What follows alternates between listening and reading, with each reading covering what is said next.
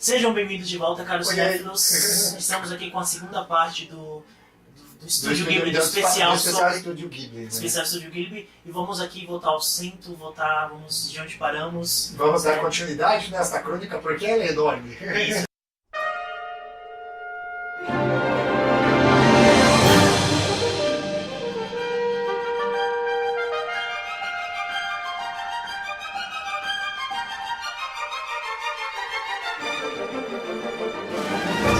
Vai fazer assim, eu trouxe uma pauta aqui anotada, eu acho que é porque é muita informação, é muita coisa pra fazer. Eu vou fazer umas perguntas aqui pra quem entende melhor do assunto, né? Eu confesso que ainda, eu assisti o quê? Acho que 60% de tudo que o Estúdio Ghibli fez. Tá bem. Mas mesmo assim, eu acho que eu já tô bem mais avançado aí em questão de filmes do Estúdio Ghibli. Porque assim, o Estúdio Ghibli ele tem um símbolo forte, presente.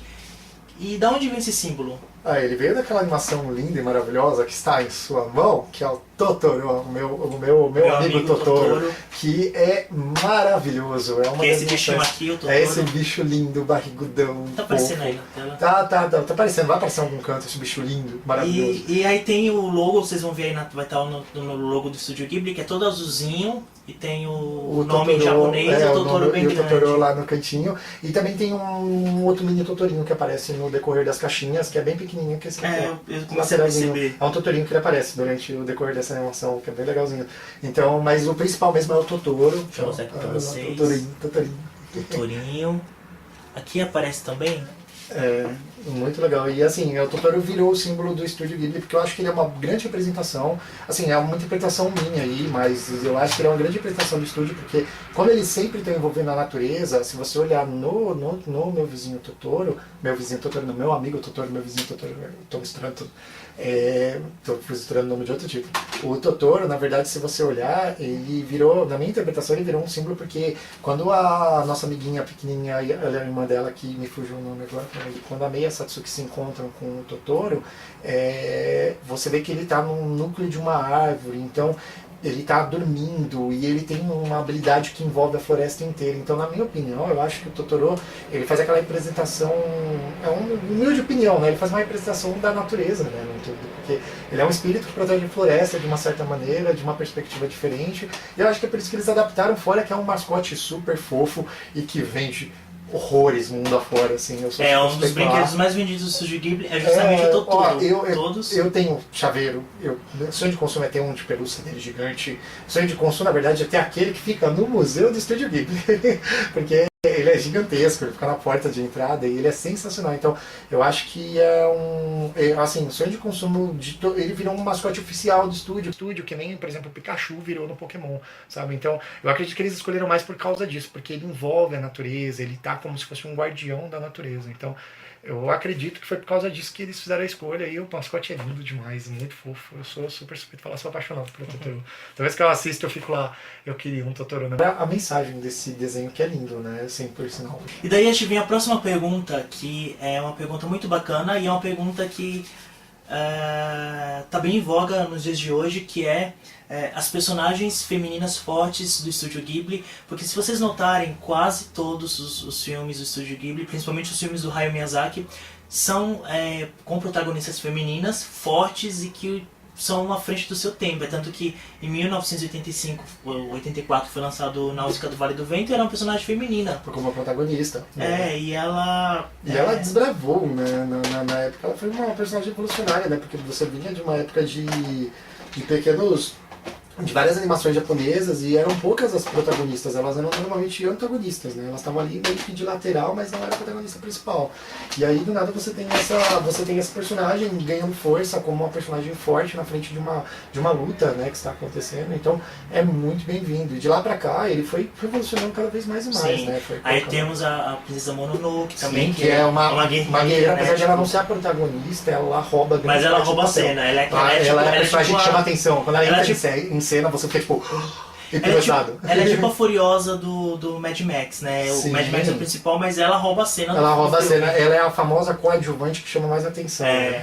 E daí tem a clássica, tem a Kiki também, que é a bruxinha, que é maravilhosa, que é um super filme mais fofo. intimista, né? Sim, totalmente, de fase de transformação, né? Você tem também as duas irmãzinhas no meu amigo Totoro, que são exatamente, são duas meninas, né? Então Sim. poderia ser um menino ou dois meninos, não, mas eles quiseram Não, que fossem duas meninas e colocar a menina. interessante. Se você olhar também a Ponyo em si, ela é uma peixinha que ela vem do oceano e vem fazer amizade com o garoto. E também é a protagonista do filme, né? Ela encabeça o filme. Você vê que tem grandes protagonistas, e não só protagonistas como antagonistas, né? Se você olha lá no Mononoke, você também tem aquela moça que é a tenente, que eu esqueci o nome dela agora, que ela é a tenente que está criando armas bélicas no Mononoke, e se você olha, ela também é protagonista, ela é super forte na história, durona e não deixa a peteca cair. E assim, e você tem a Shihiro também, né? A Shihiro, nossa, ela... Shihiro toda transformadora, né? Porque o Shihiro chega totalmente cheia de probleminhas. Eu acho que... Castelo Animado também, né? Castelo Animado, que é uma senhora, né? Não é uma senhora, né? Na verdade ela é transformada. É uma menina que se transforma em velhinha, mas eles falam muito sobre idosos também, porque tem a outra idosa, tem essa questão muito grande de idosos e também mulher, né? Então ele representa todas as idades de personagens femininas fortes e de vários jeitos e características. E um que me marcou, que eu assisti recentemente, que é o Serviço de Entrega da Kiki, que é uma bruxinha, né? Ela tem 13 anos, completa 13 anos na história, e ela tem que ir para uma outra cidade. Pra viver, pra verdade fazer a sua iniciação como bruxa. Iniciação como bruxa. E o que mais me chama a atenção é justamente quem ajuda ela, que é é uma senhora de uma padaria que ela tá grávida. Então ele retrata até uma mulher grávida, mesmo ela não é porque ela tá grávida que ela não pode trabalhar, que ela não pode fazer os serviços, que ela não pode... Ele retratou ali nesse caso, né, que não que eles lá trabalham muito esse negócio, né, de não há diferença, né? Então eu acho que ele na época ele conseguiu fazer grandes evoluções em todas as animações dele com isso de quebrar esse tabu, né? Porque na verdade a gente é tudo igual, né? A gente vai para a mesma terra, para a mesma cinza, então tem que acender, né? Vamos para o mesmo canto, vamos dizer assim.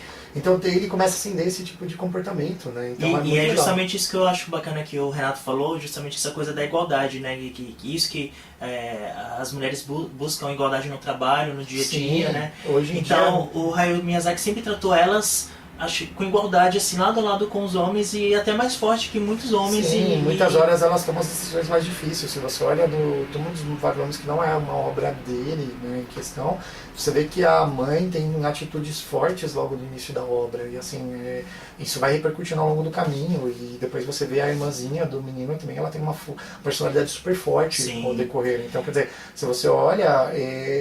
sabe, é uma coisa que eles buscam muito, sabe? Quebrar isso. Então eu acho que isso é uma coisa que é bom exaltar, sabe? Eles exaltam isso de uma maneira boa, Memória de Mãe também, né? Sim, Memória de Mãe. Duas protagonistas meninas, então quer dizer, você tem uma força ali acontecendo.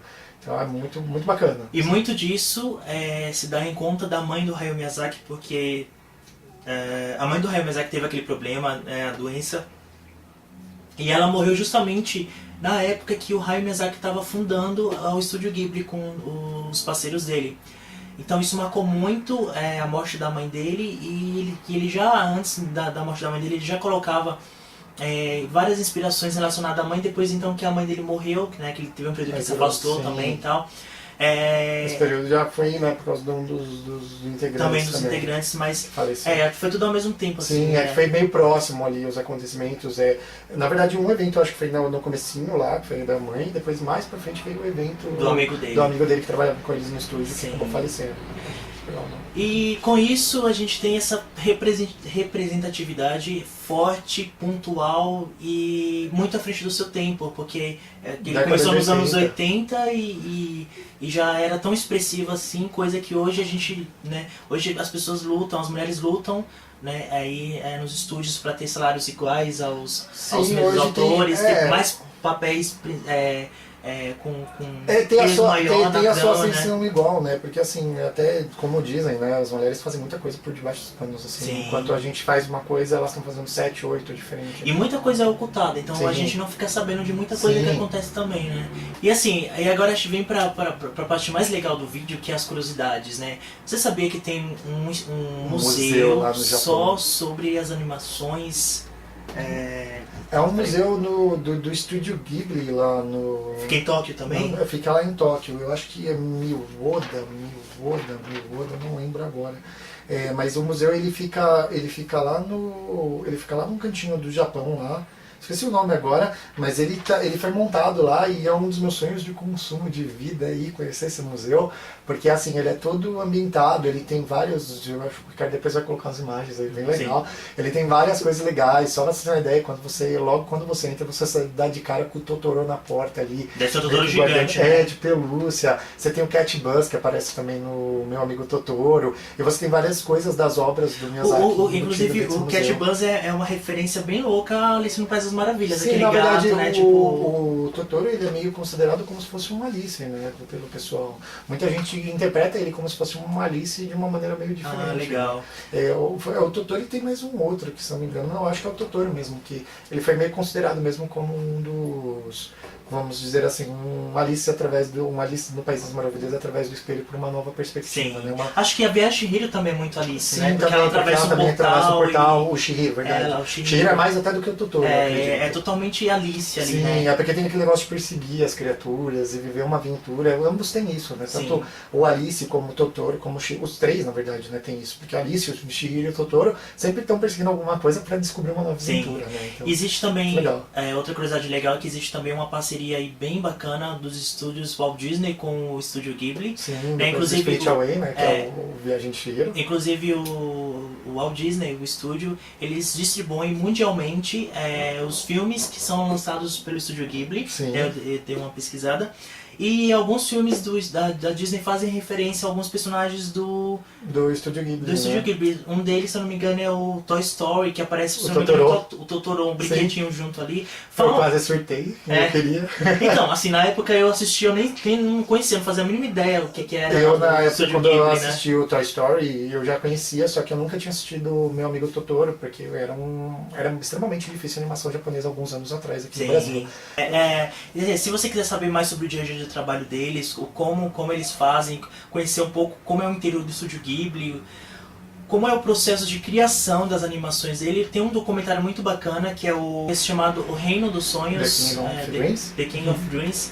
É muito bacana vocês assistirem para inclusive quem gosta de desenhar, quem tem interesse em trabalhar nessa área de desenho, de animação. Cheio. É um ótimo exercício assim, de você ver como é o dia a dia desses profissionais da área de animação, né? E é totalmente diferente, assim, do que a gente está acostumado a ver, por exemplo, com os estúdios, sei lá, dos americanos. Por exemplo, você pega a Pixar, a Disney, o ritmo deles é diferente, né? A rotina do Japão é diferente, Sim. As estruturas, a importância, por exemplo, uma curiosidade veio agora, né? O Miyazaki está num novo trabalho agora para 2020. Isso porque ele falou que ia se aposentar, viu, gente? Não, mas assim, ele fala direto que vai se aposentar, mas eu acho que é a paixão, né? Tem uma relação das obras dele também com esse negócio de fazer aquilo com paixão, sabe? Sim. De você estar fazendo alguma coisa que você realmente gosta. Sim. O vídeo de hoje fica por aqui, o Estúdio Cinéfilo. Espero que vocês tenham gostado desse novo formato e é isso. Bye, bye. Bye, Ti.